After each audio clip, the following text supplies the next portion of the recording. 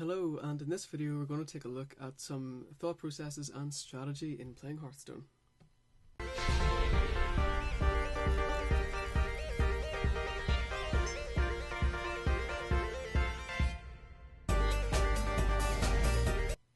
Okay, I'm just mainly going to be speaking in this video, so I've just taken some footage from a recent arena run, a couple of games I played, and I'll just put that on the background so that you have something to watch while we go through the video.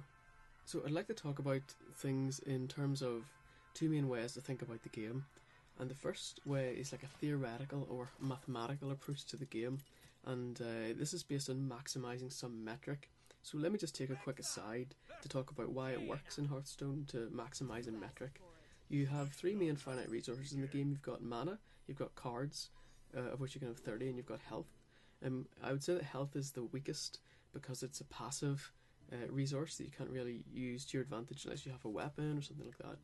Cards are the strongest resource you have because they use mana more efficiently than hero power, which is your other way to use mana.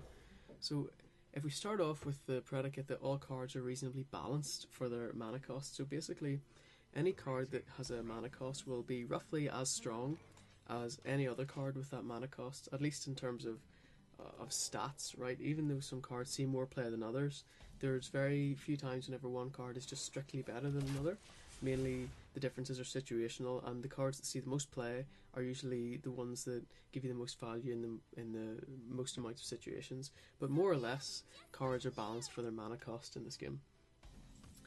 So if you're able to use all your mana, that is play on curve every time and don't float mana, you're actually injecting the most power into the game on your side of the board, right?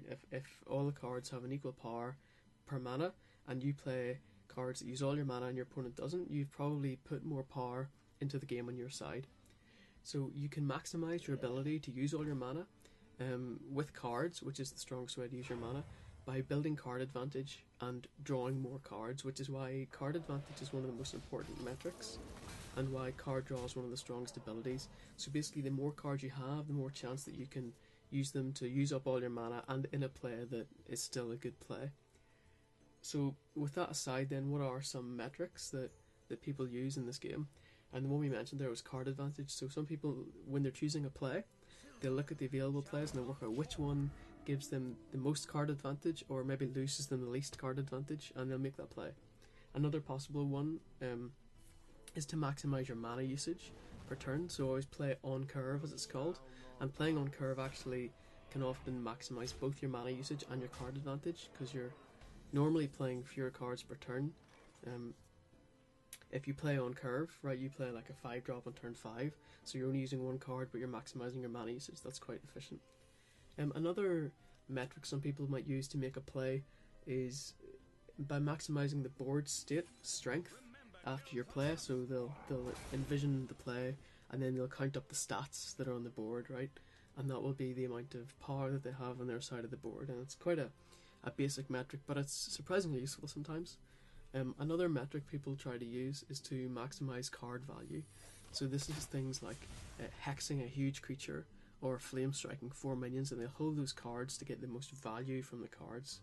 They'll take the most power off the opponent's board for the least amount of mana that you have to spend. And one other metric maybe is to maximize tempo. So basically this is giving yourself the most options for the next turn on the board, applying the most pressure, being more aggressive, and making your opponent react to your plays. So these are some like basic metrics that you can try to optimize to tilt the game in your favour. And if you take these a little further and you play a lot of games with these metrics in mind, you can actually derive some quote-unquote rules or general principles that are what makes a good play because they correspond with maximizing some metric. So one of these rules might be that securing board control is better than pushing 3 damage on your opponent's face. This is better because it usually maximizes card advantage.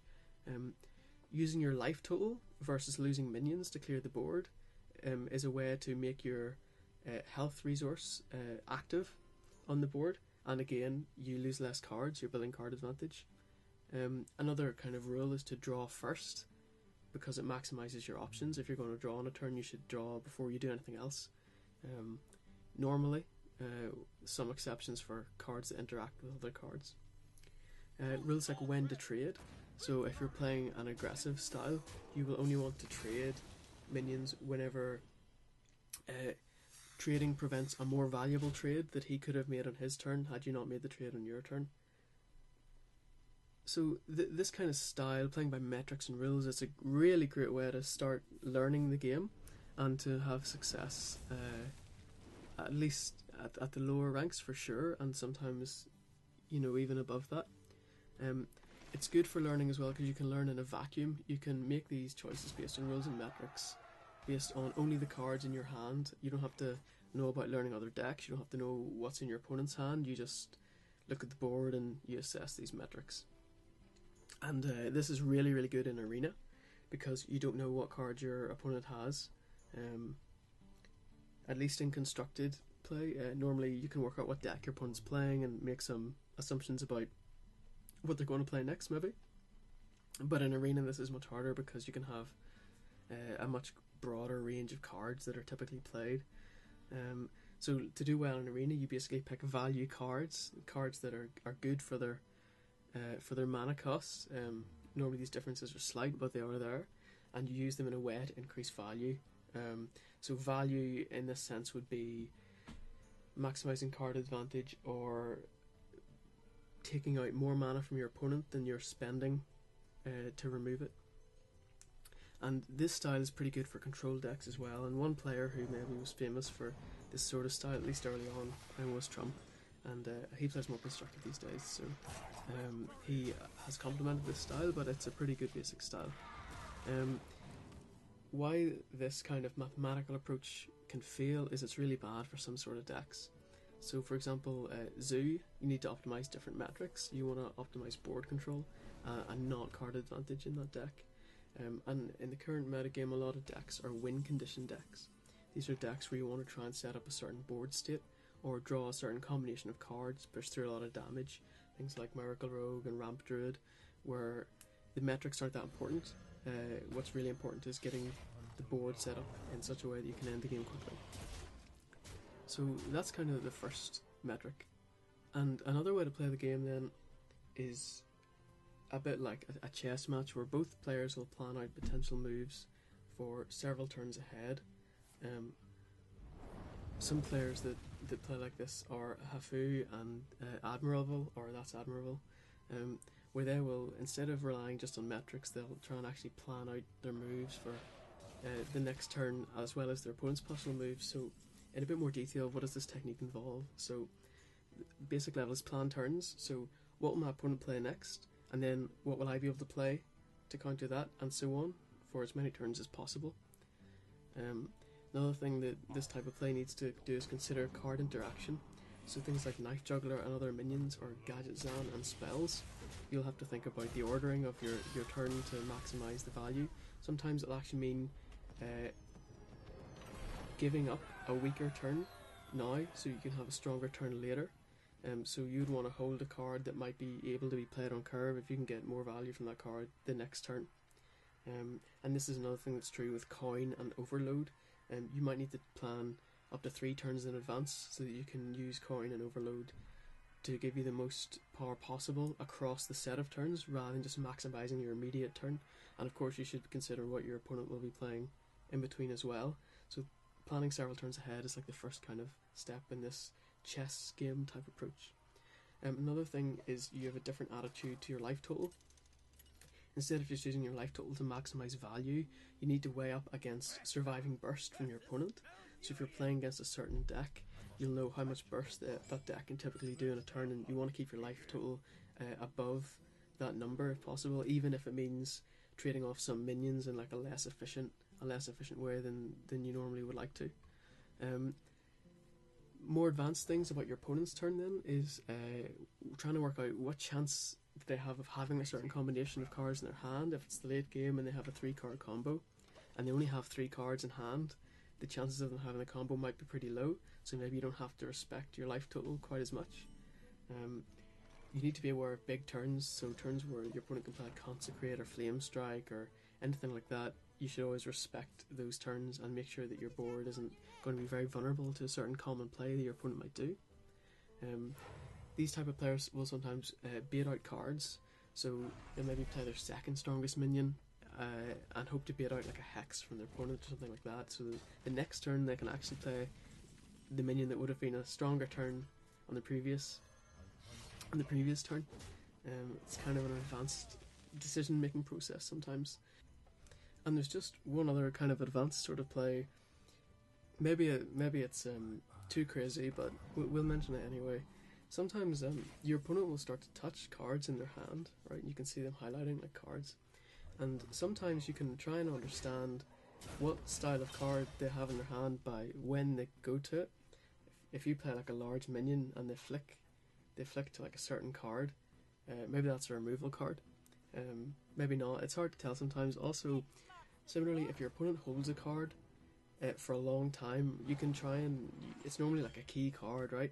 Or else it's a very situational card, and you can start to try and work out what situation is that good in, because I know what situations the board's been in and they haven't played it, so it's not good in any of those scenarios. So what type of card could that be? If you're really behind and they keep holding on this card, maybe it's one of their finishing cards. If you only play small minions, maybe, and they keep holding a card, maybe it's like a large removal card, things like that. Sometimes it can help you work out, what cards your opponent's holding. Sometimes it's just like a distraction, and you shouldn't worry about it. And also, looking at your opponent's play and being aware what their play sets up for, right? So if they do something that looks a bit off, it could be a misplay, but it's probably not. They're probably setting up to get some specific board state, and you can normally work out what cards they probably have in hand based on that. So a simple example of this, I guess, is if you're playing against a mage and they ping one of your minions down to 4 health rather than pinging your face, they probably have Flame Strike the next turn, right? So things like that. And then how do you counter that? So if you know what they're going to do the next turn, how do you actually how do you play your cards to minimize the impact of their turn, or actually swing things in your own favour? Another thing, if you're playing aggressively, you could maybe choose to set up for a lethal with a risky play, so you push through more damage on the turn before you can end the game, even though it would have been better quote-unquote value to maybe make some trades. And another kind of important point about planning your turns is how to use removal correctly. And you should use removal for swings in the game to create try and get yourself back from a bad situation into like a good situation, or from an even situation to far ahead. So maybe an example of this where maximizing value doesn't work but turn planning does work is that if your opponent plays a big minion and you have nothing on your board, it might be tempting to try and remove it with a removal spell. But this is almost always actually incorrect, because what might happen is next turn your opponent plays another minion, and now you're in the same spot with nothing on the board, and you don't have your removal spell anymore. So it's sometimes better to use your removal for turns when you have something on the board, where you can use it to try and regain tempo and initiative of the board. So for example, if you're playing against someone and you're losing board state, it's better normally to play minions, if at all reasonable to do so, than to try and remove their board, because you should then try and remove their board the following turn, and use your minion that's on the board to leverage as much as possible. And if any of you missed Chanman's last Pro Corner with Admirable, I would advise you go watch that, because Admirable has spoken about this there as well. And then another consideration for this type of play is trying to win the game versus trying to not lose the game. So what I mean by this is, if you're quite far behind or you have a low health total and you have a choice of plays in your hand, it might be tempting to like maybe play a taunt card and heal up, and that guarantees you stay alive for the next turn, and it seems like a good play. But sometimes defensive plays like that allow your opponent to push more onto the board and actually completely remove your chances of ever getting back into the game. So it's important sometimes to think about how to actually win this game, right? And it might mean taking more of a risk. It might mean instead of playing that taunt, you play a more aggressive minion. And it means that if your opponent has a certain combination of cards, you might die next turn, but if they don't have it, then you get a foothold back into the game. So this is another instance where sort of maximising the value of your removal won't really help you win the game. It'll just help you not lose that turn, but you won't have a chance to ever get back into the game. So that's just a quick overview of some things to think about when you're playing Hearthstone. And just in the current meta game, actually, there's an awful lot of decks that are win condition decks, a lot of burst decks, a lot of fast damage decks, and it's possible, I think, to be a really good player and only play the second style, play this kind of like turn prediction style, but without having a deeper understanding of the underlying mathematics and metrics that underpin who's winning a game. Right, so if the metagame shifts, it might be more important to be aware of those basics, and certainly everyone should try and be aware of the mathematical style before moving on to the kind of chess game style, let's say.